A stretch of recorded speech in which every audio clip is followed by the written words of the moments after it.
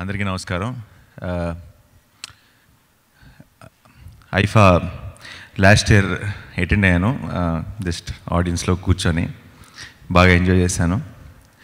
And ఈ సంవత్సరం first time రానా నాకు ఫోన్ చేసి, నువ్వు చేస్తే బాగుంటుంది బాబాయ్, ఇద్దరం కలిసి చేస్తాను, నువ్వు ఉన్నావన్న ధైర్యంతో నేను చేస్తానని చెప్పాను. అండ్ చాలా చాలా సంతోషంగా ఉంది. నార్మల్గా మన అవార్డ్స్ ఫంక్షన్లు అంటే కొంచెం పద్ధతిగా చిన్న పొలిటికల్ ఫంక్షన్లా జరుగుతుంటాయి అప్పుడప్పుడు. అంటే పొగడ్తలు చాలా ఒక ఫార్మాట్ ఉంటుంది. సో మీ ఇద్దరం కలిసి కొంచెం ఆ ఫార్మాట్ని బ్రేక్ చేద్దామని ప్రయత్నం చేస్తున్నాం. సో ఈ ప్రాసెస్లో కనుక ఎవరైనా హర్ట్ అయితే కనుక క్షమించాలని ముందే ఒక స్టాచ్యుటరీ వార్నింగ్ కూడా చెప్పేస్తున్నాం.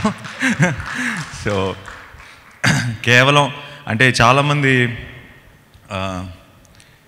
ఒక కాలేజ్ ఫంక్షన్ లాగా సెలబ్రేట్ చేసుకుందాం అని బేసిక్గా, అంటే అందరి మధ్యలో ఒక హలో హాయ్ అని అలా పద్ధతిగా కాకుండా కొంచెం నవ్వుతూ ఆడుతూ సరదాగా ఎంజాయ్ చేస్తే అది రేపు టీవీలో కానీ ఈవెంట్ చూసే ఆడియన్స్ కూడా, ప్రేక్షకులు కూడా ఎక్కువ ఎంజాయ్ చేస్తారు.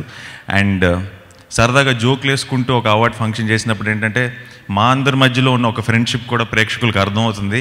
అండ్ అక్కడ కూడా కొంచెం ఫ్యాన్ వార్స్ ఇలాంటివన్నీ తగ్గుతాయని ఒక నమ్మకంతో ఇలాంటి ఒక ప్రయత్నం చేస్తున్నాం. సో మీరందరూ ఆదరిస్తారని నమ్ముతున్నాను. ఇంతకుముందు ఎప్పుడు నేను చేయలేదు హోస్టింగ్, ఇకపై చేస్తానో లేదో నాకు తెలీదు. సో ఈసారి తాడో పేడో తేల్చేసుకుందామని ఫిక్స్ అయ్యాము. సో 29th తెలుగు కన్నడ ఉండబోతుంది, అండ్ రేపు Tamil Malayalam. So I'm really looking forward to the function. And గెలవబోయే యాక్టర్స్ అందరికీ కూడా ముందే కంగ్రాచులేషన్స్. అండ్ బేసిక్గా లెట్స్ ఆల్ హ్యావ్ ఫన్, అందరం కలిసి ఎంజాయ్ చేద్దాం. Thank you so much. Thank you. ఏదైనా కొంచెం సీరియస్ ప్రోగ్రామ్ అయితే పెద్ద ప్రిపేర్ అవ్వాలి. ప్లస్ నాకు వీడు కూడా రానా కూడా ఉన్నాడు కాబట్టి కంపెనీ మేము పెద్ద ప్రిపేర్ అవ్వక్కర్లేదు. మేము మా ఫ్లోలో మేము వెళ్ళిపోతాం, మీ ఫ్లోలో మీరు ఫాలో అయిపోండి అంతే. Thank you. సో అందరికి నమస్కారం అండి.